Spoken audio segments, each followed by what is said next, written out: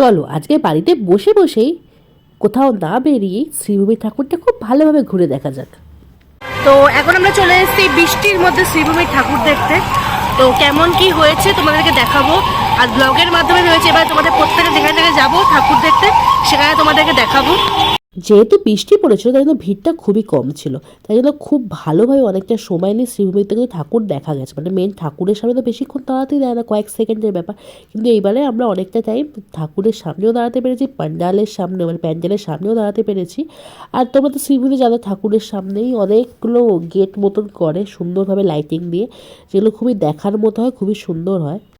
কিন্তু লোকের পরিমাণ এতটাই কম ছিল কিছু বলার নয়। আর এরা একটু ম্যানমেড ভিড় বাড়াচ্ছিল, যাতে ভিড় এতটাই কম হয়েছিল তাই জন্য ওরা দড়ি ফেলে যাতে ভিড়টা বাড়ে সেই চেষ্টাই করছিল।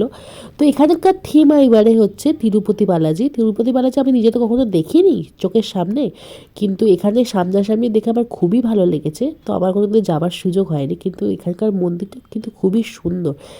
তো তিরুপতি মন্দির তো যাবার সুযোগ হয়নি এখনো পর্যন্ত, বাট মন্দিরটা দেখার সুযোগ হয়ে গেল এই প্যান্ডেলের জন্য।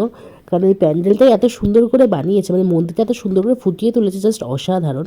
তো এবার প্যান্ডেল দেখার পর চলো এবার দেখা যাক হচ্ছে এখানকার মূর্তি। তো মূর্তিটাও খুবই সুন্দর, পুরো সোনার গয়নায় সুসজ্জিত, দেখতেই পাচ্ছ কি দারুণ লাগছে। আর মায়ের মুখটাও জাস্ট অসাধারণ। তো এখানেও অনেকক্ষণ দাঁড়িয়ে আমরা ছবি তুলতে পেরেছি, যা খুব ভালোভাবে, যা শ্রীভূমিতে সচরাচর পাওয়া যায় না।